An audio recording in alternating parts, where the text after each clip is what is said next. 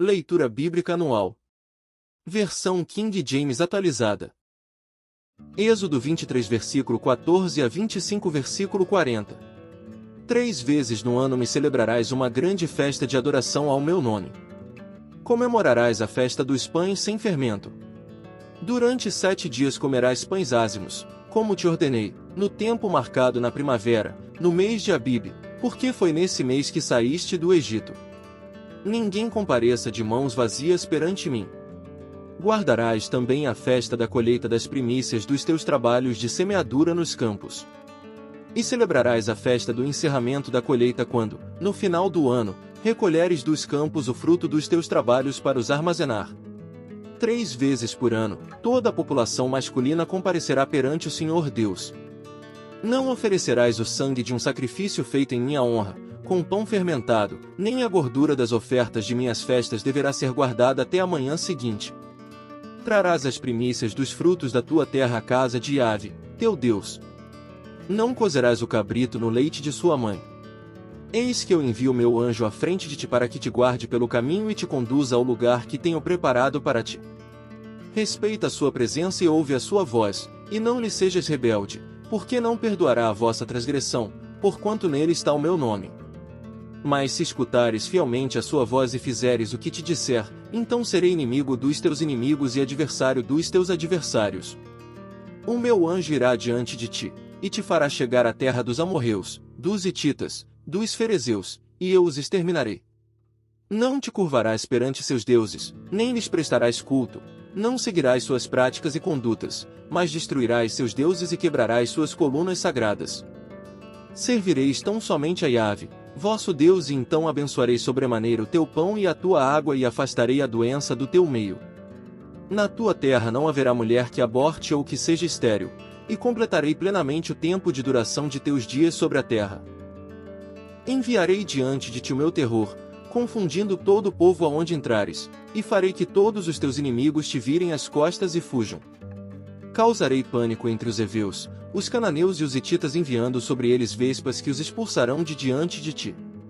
Não os expulsarei no período de um só ano, pois a terra se tornaria desolada e os animais selvagens se multiplicariam demais, prejudicando-te.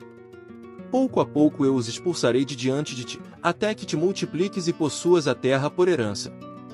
Fixarei as tuas fronteiras desde o Mar Vermelho até o Mar dos Filisteus, o Mediterrâneo, e desde o deserto até o rio, o Eufrates. Entregarei nas tuas mãos os habitantes da terra, para que os expulses de diante de ti. Não farás aliança nenhuma com esses povos, nem com seus deuses. Não permitas que esses povos habitem na terra que te pertence, caso contrário eles te levarão a pecar contra mim, porquanto prestar qualquer culto aos deuses deles se constituirá numa cilada para te destruir. Depois Deus ordenou a Moisés: sobe a Yahvé, tu, Arão, Nadab, Abiú e 70 líderes anciãos de Israel, e adorareis de longe. Só Moisés se aproximará de Yahvé, os outros não devem chegar perto, nem o povo subirá com ele. Veio, pois, Moisés e comunicou ao povo todas as palavras de Yahvé e todas as leis, e todo o povo respondeu a uma só voz: nós obedeceremos a todas as palavras proferidas por Yahvé. Então Moisés escreveu todas as palavras de Yahvé, e levantando-se ao alvorecer, construiu um altar ao pé do monte, e 12 colunas de pedra, representando cada um dos clãs que formam as 12 tribos de Israel. Depois enviou alguns jovens dos filhos de Israel, e ofereceram holocaustos e imolaram a Yahvé novilhos como sacrifícios de comunhão. Moisés colocou metade do sangue recolhido em tigelas e outra metade derramou sobre o altar. Em seguida, leu o livro da aliança e o leu para o povo, e eles responderam: tudo o que Yahvé ordenou, nós o faremos e obedeceremos. Moisés tomou do sangue e o aspergiu sobre o povo, e proclamou: este é o sangue da aliança que Yahvé fez convosco, por meio de todos esses mandamentos. Então Moisés, Arão, Nadab, Abiú e os 70 líderes anciãos de Israel subiram. Eles viram o Deus de Israel, debaixo de seus pés havia como um pavimento de safira, tão pura como o próprio céu. Deus, entretanto, não estendeu a mão para punir esses notáveis líderes dos filhos de Israel. Eles puderam ver a glória de Deus e depois comeram e beberam. Então Yahvé disse a Moisés: sobe o monte, vem até mim e fica aqui, eu te darei as tábuas de pedra com a lei e os mandamentos que escrevi para instrução do povo. Moisés partiu com Josué, seu cooperador, e subiram a montanha de Deus. Ele orientou os anciãos: esperai aqui até a nossa volta, tendes convosco Arão e Ur, quem tiver alguma questão, dirija-se a eles. Assim que Moisés subiu, a nuvem cobriu o monte, e a glória do Senhor permaneceu sobre o monte Sinai. Durante 6 dias a nuvem cobriu o monte. No 7º dia, o Senhor chamou Moisés do interior da nuvem. Aos olhos dos filhos de Israel a glória de Yahvé parecia um fogo consumidor fulgurante no topo da montanha. Moisés, pois, penetrou na nuvem e foi subindo o monte. E Moisés permaneceu no monte 40 dias e 40 noites. Então Yahvé orientou a Moisés: dize aos filhos de Israel que me tragam uma oferta. Recebe-a, com alegria, de toda pessoa cujo coração a compelir a cooperar. Eis a oferenda que recebereis do povo: ouro, prata e bronze, púrpura violeta e escarlate, carmesim, linho fino e pelos de cabra, peles de carneiro tingidas de vermelho, couro fino, e madeira de acácia, 6 azeite para a lâmpada, aromas para o óleo de unção e para o incenso aromático, pedras de ônix e outras pedras preciosas para serem incrustadas no colete sacerdotal e no peitoral. Faze-me, também, um santuário, para que eu possa habitar entre meu povo. Farás tudo de acordo com o modelo do tabernáculo e as instruções para a mobília que eu te revelar. Farás uma arca de madeira de acácia com 1,10 m de comprimento, 70 centímetros de largura e 70 centímetros de altura. Tu a cobrirás de ouro puro por dentro e por fora, e farás sobre ela uma moldura de ouro ao redor. Fundirás para ela 4 argolas de ouro, que porás nos 4 cantos inferiores da arca. Farás também varais de madeira de acácia, e os cobrirás de ouro.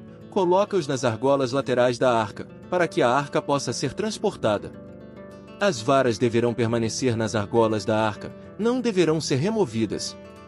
E colocarás na arca as tábuas da aliança que te darei. Farás também uma tampa, um propiciatório, de ouro puro, com 1,10 m de comprimento por 70 centímetros de largura. Igualmente faze 2 querubins de ouro batidos farás, nas 2 extremidades do propiciatório. Faze-me um dos querubins em uma extremidade e o outro na outra. Farás os querubins formando um só corpo com o propiciatório, nas 2 extremidades. Os querubins terão as asas estendidas para cima e protegerão o propiciatório com suas asas, um voltado para o outro. As faces dos querubins estarão voltadas para o propiciatório. Porás o propiciatório em cima da arca, e dentro dela depositarás as tábuas da aliança que eu te darei. Ali, sobre a tampa, que é o propiciatório, no meio dos 2 querubins que se encontram sobre a arca, eu me encontrarei contigo no tempo certo, e falarei a ti de cima do tampo, dentre os 2 querubins que estão sobre a arca que contém o testemunho da aliança, a respeito de tudo o que te ordenarei para os filhos de Israel. Farás também uma mesa de madeira de acácia, com 90 centímetros de comprimento, 45 centímetros de largura e 70 centímetros de altura. De ouro puro a cobrirás, e lhe farás uma moldura de ouro ao redor. Tu lhe farás ao redor da moldura uma borda com 4 dedos de largura e ao redor dessa borda um remate de ouro em volta da borda. Farás também 4 argolas de ouro, e as porás nos 4 cantos formados pelos 4 pés. Próximo ao friso deverão ser colocadas as argolas para que sustentem as varas de madeira usadas para carregar a mesa. Farás, pois, as varas de madeira de acácia, e as cobrirás de ouro, por meio delas se transportará a mesa. Farás de ouro puro seus utensílios, os pratos, as tigelas, o recipiente para incenso e as bacias nas quais se derramam as ofertas de bebidas. E colocarás, sobre a mesa, os pães da presença, para que estejam diuturnamente diante de mim. Farás um candelabro de ouro puro, o candelabro, seu pedestal e sua haste serão em relevo, seus cálices, as flores que ornamentam o candelabro, com seus botões e suas pétalas, formarão uma só peça com ele. 6 braços sairão dos seus lados, 3 braços do candelabro de um lado e 3 braços do candelabro do outro. Num braço haverá 3 cálices com formato de flor de amêndoa, com botão e flor, e 3 cálices com formato de flor de amêndoa no outro braço, com botão de flor, assim serão os 6 braços saindo do candelabro. A haste do candelabro mesmo deverá ter 4 cálices com formato de flor de amêndoa, com botão e flor, um botão sobre os 2 primeiros braços que saem do candelabro, um botão sobre os 2 braços seguintes e um botão sobre os últimos 2 braços. Assim se fará com esses 6 braços que saem do candelabro. Os botões e os braços formarão uma só peça com o candelabro e tudo se fará com um bloco de ouro batido. Igualmente lhe farás 7 lâmpadas, as quais se acenderão para iluminar defronte dele. Suas tesouras de cortar os pavios das lâmpadas e seus apagadores deverão ser de ouro puro. Com 35 quilos de ouro puro se fará o candelabro e todos os utensílios sagrados. Vê, pois, que tudo faças em conformidade com o modelo que te foi revelado no monte. Mateus 24 versículos 29 a 51. Imediatamente após o tormento daqueles dias, o sol escurecerá e a lua não dará a sua luz, e as estrelas cairão do céu, e os poderes celestes serão estremecidos. Então surgirá no céu o sinal do Filho do Homem, e todos os povos da terra prantearão e verão o Filho do Homem chegando nas nuvens do céu com poder e majestosa glória. Ele enviará os seus anjos, com poderoso som de trombeta, e estes reunirão os seus eleitos dos 4 ventos, de uma a outra extremidade dos céus. A lição da figueira, o dia do Senhor. Portanto, aprendei com a parábola da figueira. Quando, pois, os seus ramos se renovam e suas folhas começam a brotar, sabeis que está próximo o verão. Da mesma forma vós, quando virdes todos esses acontecimentos, sabei que ele está muito próximo, às portas. Com toda a certeza eu vos afirmo, que não passará esta geração até que todos esses eventos se realizem. O céu e a terra passarão, mas as minhas palavras jamais passarão. Só Deus sabe o dia e a hora exatos. Entretanto, a respeito daquele dia e hora ninguém sabe, nem os anjos dos céus, nem o Filho, senão exclusivamente o Pai. Como aconteceu nos dias de Noé, assim também se dará por ocasião da chegada do Filho do Homem.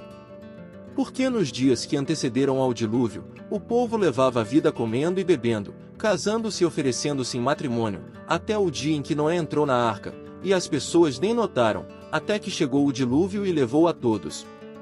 Assim ocorrerá na vinda do Filho do Homem. 2 homens estarão na lavoura, um será arrebatado, mas o outro deixado. 2 mulheres estarão trabalhando no moinho, uma será arrebatada, a outra ficará para trás. Por isso, vigiai, porquanto não sabeis em que dia virá o vosso Senhor.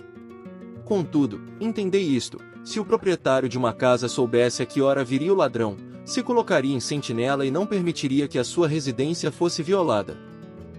Portanto, ficai igualmente vós alertas, pois o Filho do Homem virá no momento em que menos esperais. O destino do bom e do mau servo. Sendo assim, quem é o servo fiel e sábio, a quem o Senhor confiou os de sua casa para dar-lhes alimento no seu devido tempo? Feliz aquele servo a quem o seu Senhor, quando voltar, o encontrar agindo dessa maneira. Com certeza vos afirmo que o Senhor confiará a seu servo todos os seus bens.